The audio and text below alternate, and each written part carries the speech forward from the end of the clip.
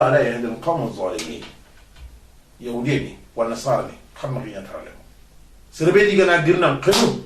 كين كمان كفيني جالمنيا الله كين قنتا جالمني قندنا سرون نو كونغا مسلمو كونو خونغا كونغا غيرنا قنو دغنا ليو ندبرني مسلمون دو مسلمون قنو نخا يدو كويدو مي كنياني كامنين غاتي فترى الذين في قلوبهم مرض سرون يقول أنه كون الله واتنجي سندم يسارعون فيهم يقامي سامنا الله خلنكم من ينغاونا يقولون نخشى أن تصيبنا دائرة إنما نكون غنمك عبد الله بن أبي بن سلول ألو سربين غاهم هما يو أنغر ورو كوليغا غيرنا قنمنه parce que on tamulla ko dayo go wacha ki bure go daga na daga ri sasa aw ku kha o sembe don ni ay la de no di ana kha o de mandal le mon ni ay aw o di gana daga kuti sasa ikene ko kun kunya na kam nakhsha an tusibana da'ira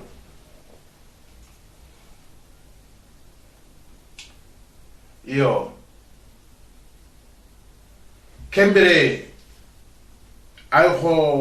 birembe yahude no ko igada khonna ko kera ga igada bangandi ibakken taxga ba madina no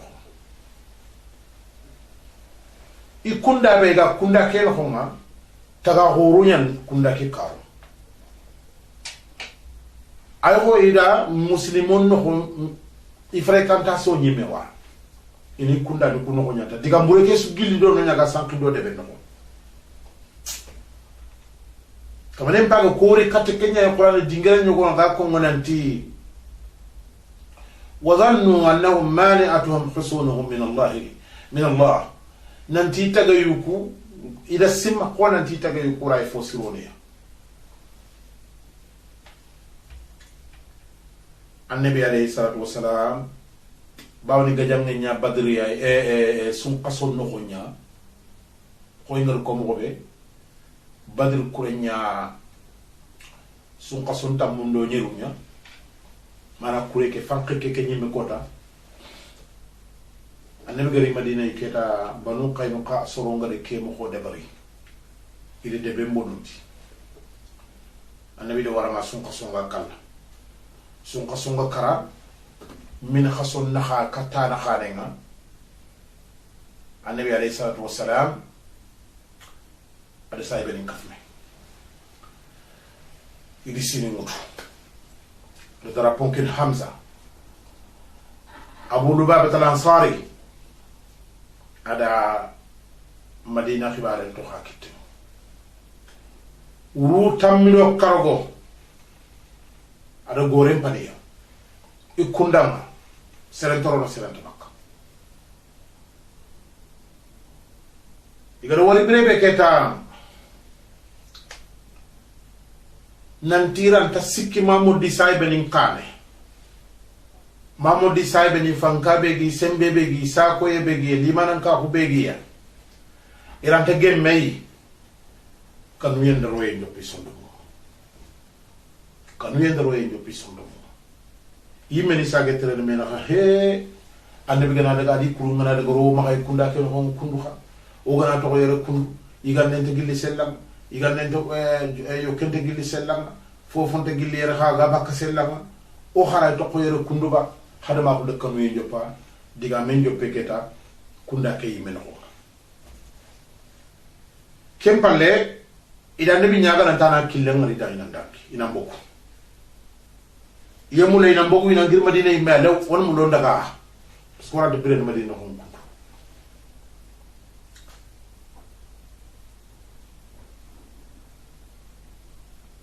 proposition be ganya nabi da alayhi salatu wassalam killen ngara on daga odore mundo yakuna da gona na bure fofu kan na bure nyona sto ga nyafu ando muslimo Allah faring alayhi salatu wassalam ada ubadat bur samit ada yawtu ati wala ti kure ke yako ndunge indaga indaga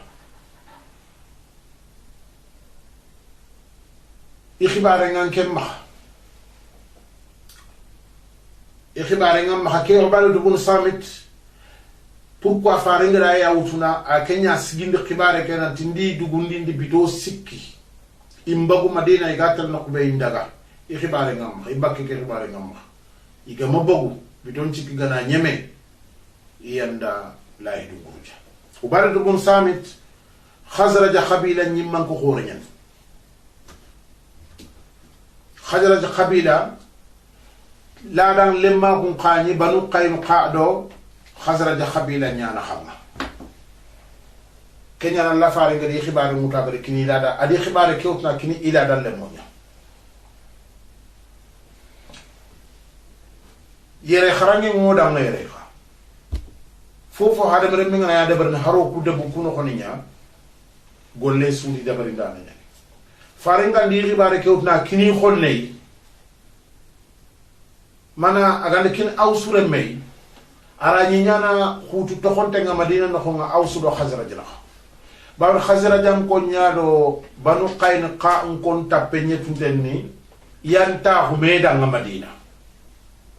awsu fe Khazraj Banu Qaynuqa ganani khatene bakka Madina no nga il faut tappe nga Banu Qaynuqa do khabila beena khallada limma nga do khabila beena ken khabila nanan dakore akhatandeke ولهذا الله فارغ دا خزرج خبيلا قرسه عبادة بن الصامت اغا تدغنا يودي نكو خبيلا قطن دين قبار نايام بيغنو مي دغا ني نيبي غاتن دغنا اذروعات خا تارغوم كو نانتي دغا يم بالنونغا ima wuchuno nga siringa yogoni ati mesina mayli kamanonga isu halaki na rube ni gadi tori falleya la faringa sallallahu alaihi wa alihi wa sallam adana buruku la gadi tahandina musum bagandiya no mananya tahandu karagi tahandu karagandi ke taro baitul mal na buru muslimon na buru kesinga tahandu ku na khatibe ga tokona atahandi muslimo ku yimbeni na khanga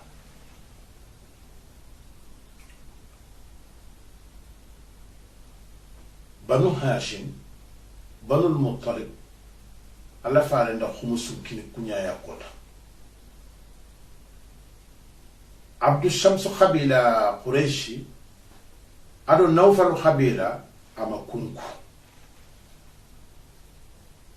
igara trindi ati Banu Hashim da Banu al-Muttalib fo bana ne kinga jahili kan ka kun islam akuntu kuma fa naqbal ali dora mum pili karimay nanti ku xam ku fulla ku filli yana baane ay benda ku anna ku Abu Sufyan kembre butege mo mantene badri toxe nga fi nafate surtout fumbe talan toxe nga fatenga kene dimina nyaaga ma tewe badri kurenga badri kebe igara men kari are men kara aburtin donga be kara mana maru serge be kara ko akuna nanti yimenta ji meme yi jinti meme ni ga mamul gaja iga mamul kita gajang nyai su inti meme kuroni kune yake bagandi ya rahmana kamo fili yugulna le meyawtu mana kamo fili mahambane gajangano makanko mahambano kimbre mahambane bagande makoto bani nan chati singani ka fallo du kamata nan chigi mahambano kamata nati la yigo gani be mpaita le do ka kamana lidi mbakke debe mahambano jubaka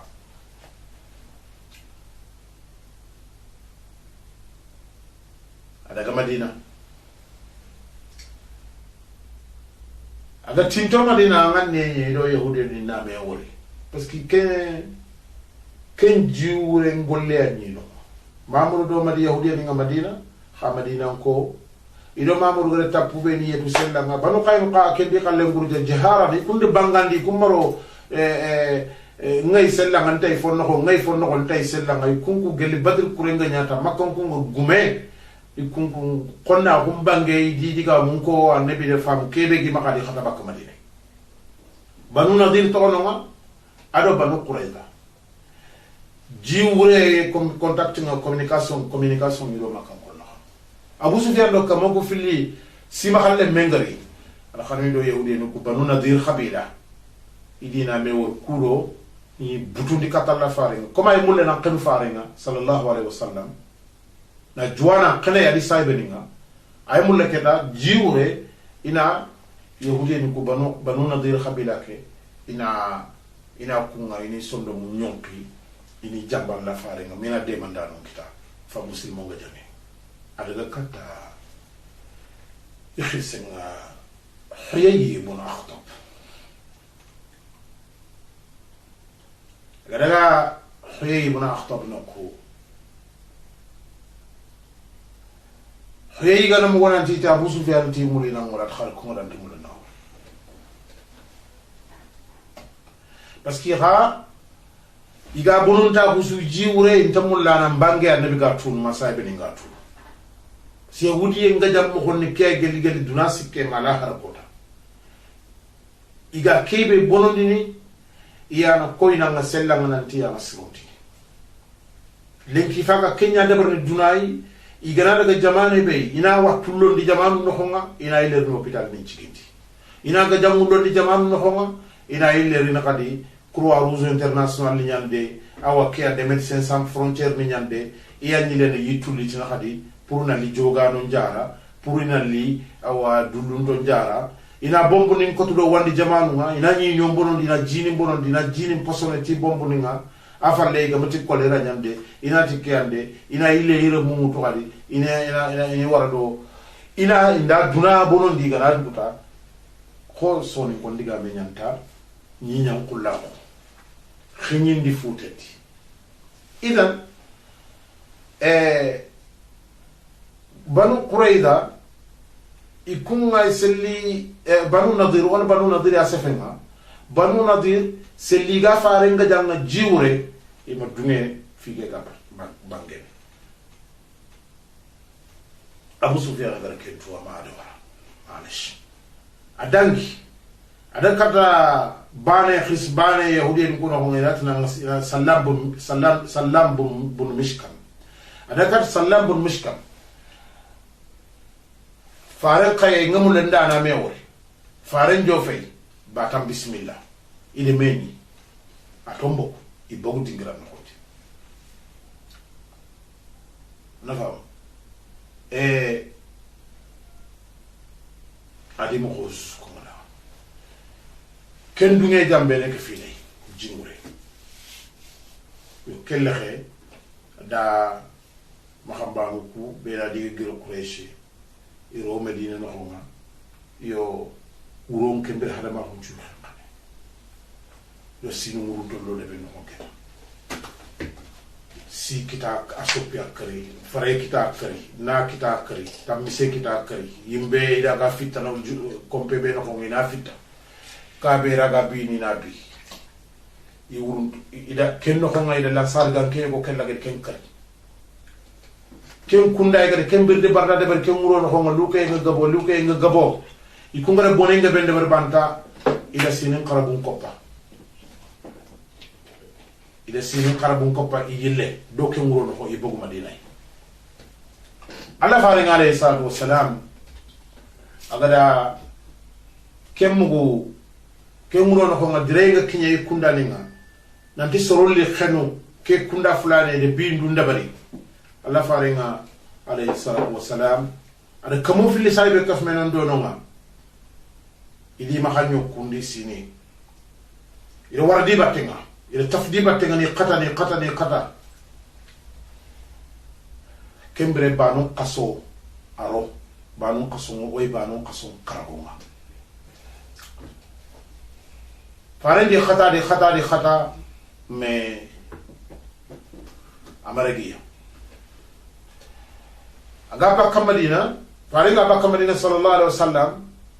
ada bashir ibn abdul mundir ada yawta tidanga tianken nan tax madina kam taxul madina kam adi ada abu sufyan do kurle meke fam pa xamare gi kembre wuriyem maka kanuyem maka muslimon na maka ragi likki khote ga sere suma kan cin kamali da su fitado gumen no na sinin chobor ta khorona parce que to mamo de saybe ni to continuer igana lele sumi ragana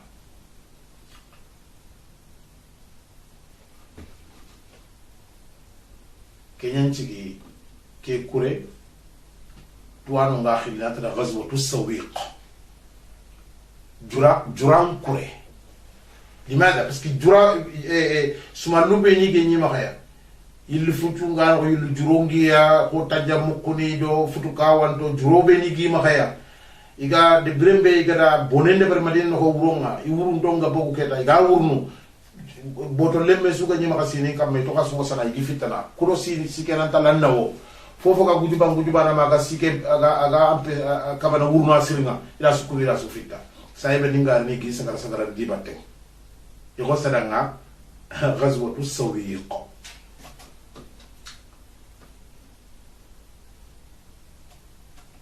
غادي نيغوني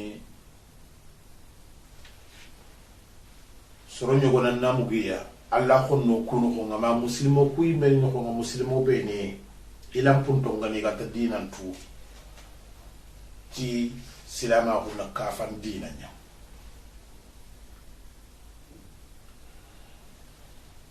muslimen ngana nyanga faran siran tarin kana kunda nga faran tar kun tarin kana kunda an tuna nanti gajambane manya alas lintingen ko akutunde nga gri annabi sallallahu alaihi wasallam bane amadam nyana nga be ngana ken ko inati badri sere su gono ko ngan kebe ga diga mun inkembe ginten kan certana be ga kafinoyi sere sun tono ko nga anga gillam paban kanga annan na burun to kono nan butikini to kono annan na ni to kono annan nyogo mon to kono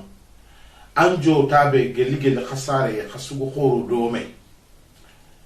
kinna riya kenga anan ken kallu kuuto ananya kinci gamban nan ngatiya ken ka kamma anga debebe adina daga adinari an kammai anya khingai ay telle ay rini kha nyogo mo ku khaya ni makhayha sere sun to no khoma anga ta no anga ken pai lakin khonne sonu konni kenya ko ngiti mo ko ngi ma fosiro khonne no sereni mo ko ana fosiro no anga ko ngo kebe danga haragan tamulle ke aga dan konno khonna ko buray anan diga mun kun tarinka serebe kan taslama ko mulla anga na tan ko fatam pancina dan nan tifamu kebe garay ko lan no ko ngana taslama ko ka fandi nanya ken dal na te ke bakali Allah take bakadina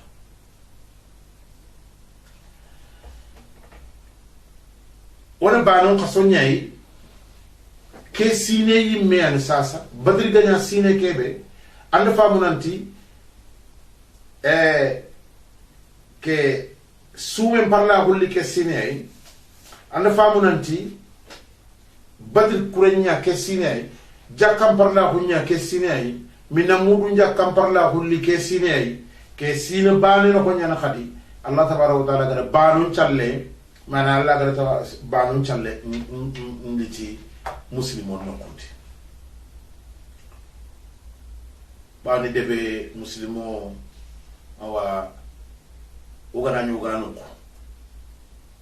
fi bane wodu agadu gel daru khaga aganyadu gel daru gatta khadu sasa mana golle go yo mo ga golle ke debar golle ke ga debar ti mana be mana ke ga sanko golle ke to ko ma hoy debar ni me mana ndaxay ken man ne banun challe sun qasun challe mana be giya mana be to ko ku ma hawa cha o yin kolon no nga ken ni nyaxanya o gir sun qasunya o ga subini tanjike bito ona nyaxande bari wana nya khande bari banun challe wodaga hijiya hijun kote nyani hijun ngana nyeme wana nya khande ba sel haro ku ga daga wana nya ha kede ba ku be ni ga daga mate ke fati ba non challe do sun qasun challe anta kafi na mana ni lakin ke fata mana ni po khore mana khore be ga ba non challe do sun qasun challe nga kenya selanga ma mungo ga masarangen no honga dama kono adalla faranta ko ke no honga falle nanti bire ke be tuwaran ko ku gari madina ga fagu annabi hinniya parce que babu suri sun punya to xifalla gari adi taawunde ya nantina aha ko nyatu mena xama bawna nyimme do wori badir kurenga soronde hari yimme sara non kay sorondi akhinin kay amatu sun punta kan kempalle angara akhi kari sumpu be no ma seringa ti akhi dai taw na khada yana sahabani yana fa bana ko si soro muslimon danga khadra ga re fo ya mama akha ma ya na sumpu ta ka kendo ken na keta ile re ta ka kem muslime kem ma ka to kuyi bare ngere kem pa mar man nenya ati danga khakumbe ni gari keta khakunna nya akhi ni serena tinya na akhi gatta kinga ha pour na kurumba ko ndi parce que muslima fare kiyenga resa fare ngari madina keta jamanga gabo kundon qoro kundo nyuroe sallino kuni ngabo muslimo lay nyana waxti ni yogoni fare ngitu yogoni me fare titu ikuntu yogoni fare ntu bana agananya har kota bana ya awa ko yesma ko yufilisu i wari ni nara tan kay khutbanga minari akunyi kanga wala kumeni di khawro ka kella taxa jaman cu sutu jama ke xa susura taxa me tu khirsu ku xabe ni ga da battenga i xara taxa jama ke sutu idan faringa resa Allah subhanahu azza wa jal ari keta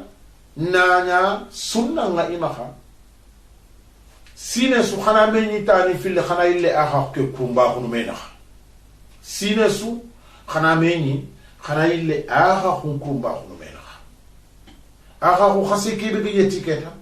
ona ille menyu no gana me ona ila kumba bi mana fusire na mane o gana daga banun challe nga berama mo gana daga banun challe suko sun challe nga berama ndo sere su gana me wora garga jangi sunyo na hawre ne ona to me na khanyame bisade o nyille aha kumba fo be ga dango na khadanga nyame salle ke be ga dirti mara ba ga kenya ko nyille fini mutu men khati ona nyille aha kumba ko me kenya ni igati no nyampa mema kha kota kinga na nyaka takano ngaketa obutundo na daga sali obutundo nari nki inati kati do kati butu megele sino filima sino siki donc igale sunqa so su sali ken no igale bano su sali ken no do kha fujumba ngata do kha fujumba mati barajen tay igale salle be salli na do manan tayya sallu ku gari tikebe manan takhay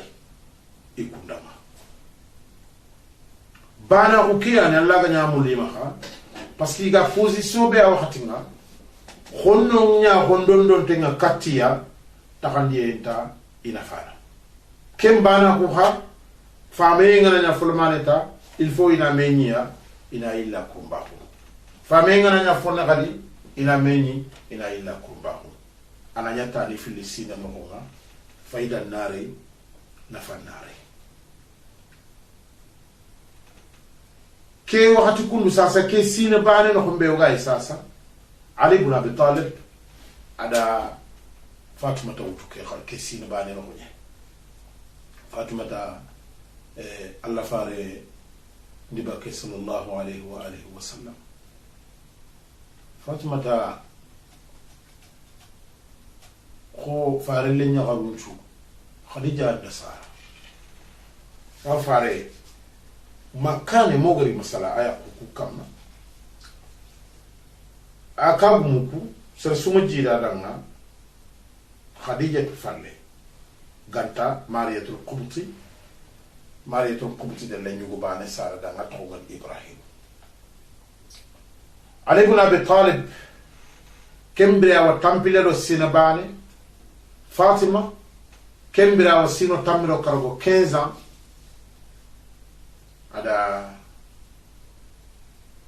ada yahya la falla fare igana tan nga fare mboncho menya na sare suduna kinga nyalo kusu agabe bangana na kusu le nyane nyane fare le munyo fare kismo runyo atomo manga ya gara manga lakin fofu kan fare ngi ko ni mboncho menya sasa aga duna asuki te Fatima te killekiya parce que fare ndi ba kunga fofon tiya fobe gara fo to du fare Fatima tani Fatima ta boncho mu Al-Hasan ado Al-Hussein ado Zainab ku kundu ku yalli jidi yaar mun nan sanki hore khane bawani ikun coro filisu Al-Hasan ado Al-Hussein di su posone ani sukari idi su posone ni sukari iboncho mun khabe gani ila fitna ngel malle ma ko siri foga be ino ko idi kariya foga be ino ko ma idi kariya Al-Hussein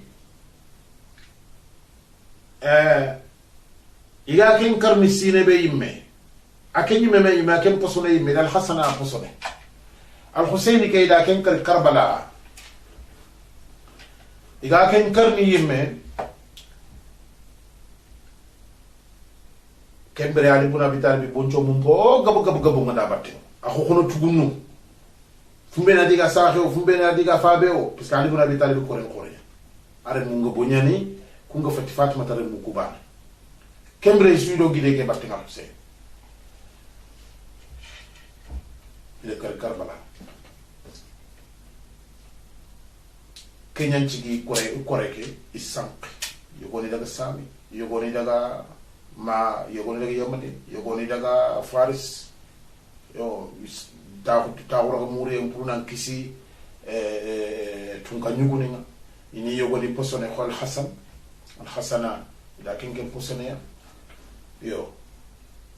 kenci ke sine bane no qadi Aisha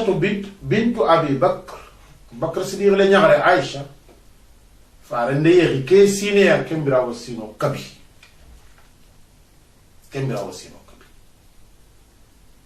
o fay ke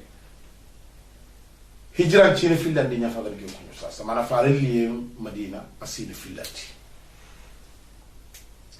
faare ngari Madina sine fana filandi kanta yere foko na diga mbane la bandi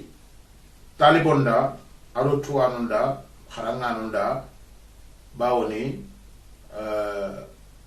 kharangi ya kuti tarikh ke datniku besu watu sori ngina khanga yogoni e fini yogoni rono sine yogono ko yogoni tirono kencine na ko ngiro sine tan na ko ngega mulana annabi sira keko sallallahu alaihi wasallam nga bazeti tuwana be gollenga ken Muhammad al-Khudri bak gollunya Muhammad al-Khudri bak ke kundu tarikhun tuwana khore nyani agi kitaben dabar nurul yaqin abazeti wakati ni tuwano igatin kubenda nga falaki yon abazeti wakati ni tuwano nga siri serebeni ga dur khoto taro ke kharangen noko na koron konci den dabari datti ni kuya mi gada wakati ni nyogoni yimme mi gada a musliman dattin ko ina wanna saran dattin kako yo wanna saran dattin ku kunta ni interesse siringa yo khande ni ada tamhis tun dabari siringa na koto wala findana khasu kube ni goma ko tabari ni bul kasir ni ana bidaya wonni haya ni wutu tarihu tabarini ado kuntana yo kunga wakati gebe ikundati ko ngu jogini ba feyna nuqulu ni nyaka mata qala fulan waqa hada fi sanati kaza wa qila fi sanati kaza yo birembo go kinye tuwanu nga oga kiye kebe sasa igana buhusu ni ndabari na tahqiqat ni dabari bawoni ke serebe ngaro ko sere kundum pe tuwana nyani mufattishu nyani nyanyi